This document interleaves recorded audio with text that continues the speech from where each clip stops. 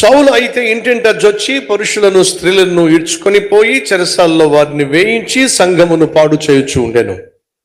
కాబట్టి చెదరిపోయిన వారు సువార్త వాక్యమును ప్రకటించుచు సంచారము చేసిరి. ఈ వాక్యాన్ని పాస్టర్ గారు చూపించారు.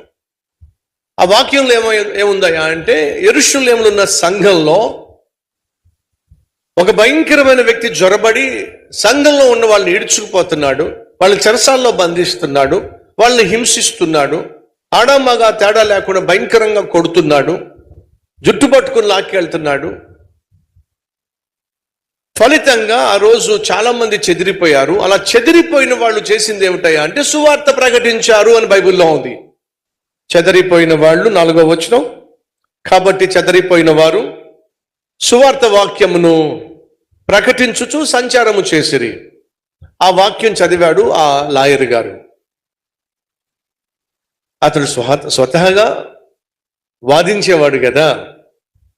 పాస్టర్ గారు అన్నారు, చూసారా బ్రదర్, వాళ్ళు చెదరిపోయారట. చెదరిపోయిన వాళ్ళందరూ కూడా ఏం ప్రకటించారు?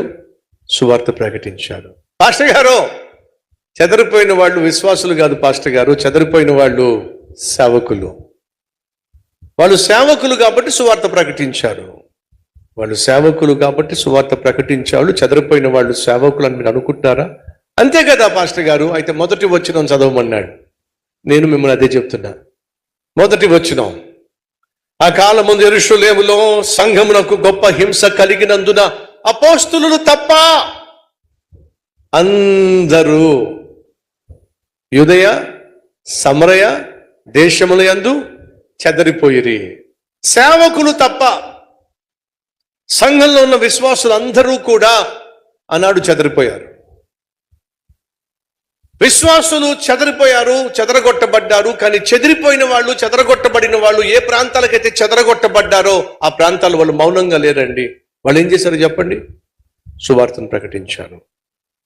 సంఘం అడుగుతున్నాను, మనం చెదరగొట్టబడిన వాళ్ళమా లేకపోతే స్థిరపడుతున్న వాళ్ళమా? చెప్పండి.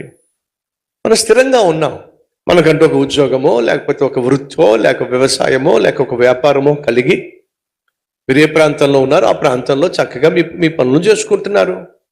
ఆదివారం వచ్చేసరికి చక్కగా ఒక చోట కూర్చొని మనం చక్కగా వాక్యం వింటున్నాం, దేవుని ఆరాధిస్తున్నాం. మనం స్థిరమైనటువంటి సంఘము పరిచర్య కలిగి ఉంటున్నాం. కానీ ఆనాడు యెరూషలేములో ఉన్న సంఘము చెదరగొట్టబడింది. చెదిరిపోయిన వాళ్ళందరూ కూడా ఏం చేశారు? జీవనోపాధి కోసం వెతకలా.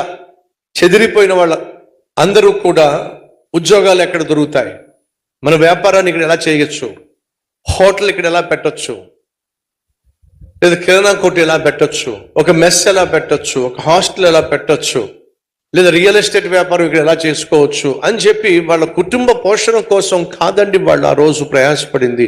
చెదరగొట్టబడినప్పటికీ కూడా వాళ్ళు ఎక్కడికి చెదరగొట్టబడ్డారో అక్కడ వాళ్ళ ప్రధాన కర్తవ్యం ఏమిటయా అంటే క్రీస్తు యొక్క ప్రేమను లోకానికి పంచిపెట్టడం.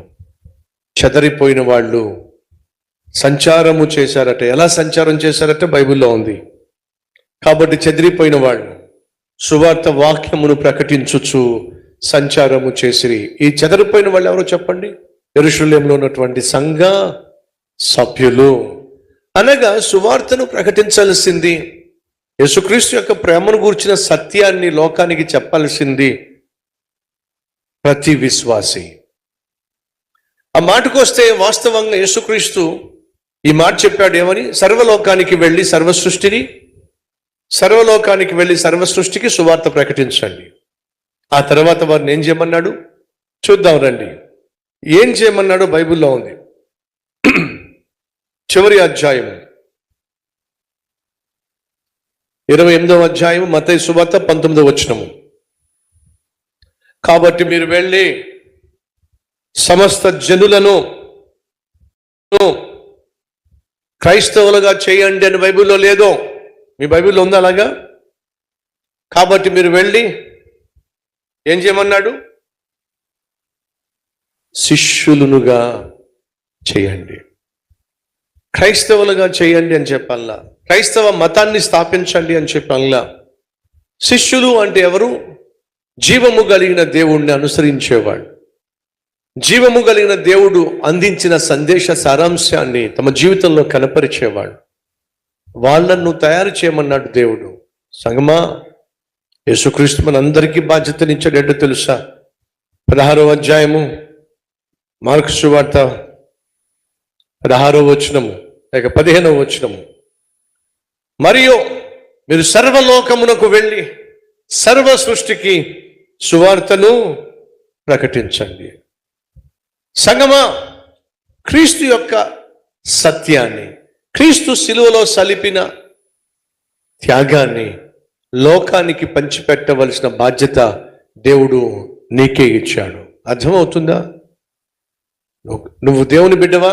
దేవుడు, నేను దేవుని బిడ్డను, ఆయన నా పాపమును క్షమించి నాకు నూతన జీవితాన్ని ప్రసాదించి తన బిడ్డగా నన్ను అంగీకరించాడు, ఇప్పుడు నేను దేవుని బిడ్డగా జీవిస్తున్నాను అన్న వాళ్ళు చేయి చూపిస్తారా? Yes yes yes yes yes yes yes thank you brothers and sisters. మీరందరూ సాక్ష్యం ఇస్తున్నారు ఏమిటంటే నేను దేవుని బిడ్డను అని చెప్పి.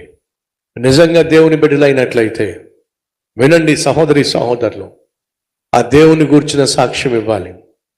యెరూషలేములో మీరు ఎదురు చూడండి, నేను వెళ్ళి పరిశుద్ధాత్మ దేవుణ్ణి పంపిస్తాను, ఆయన మీ మీదికి వచ్చినప్పుడు మీరు శక్తిని పొందుకుంటారు.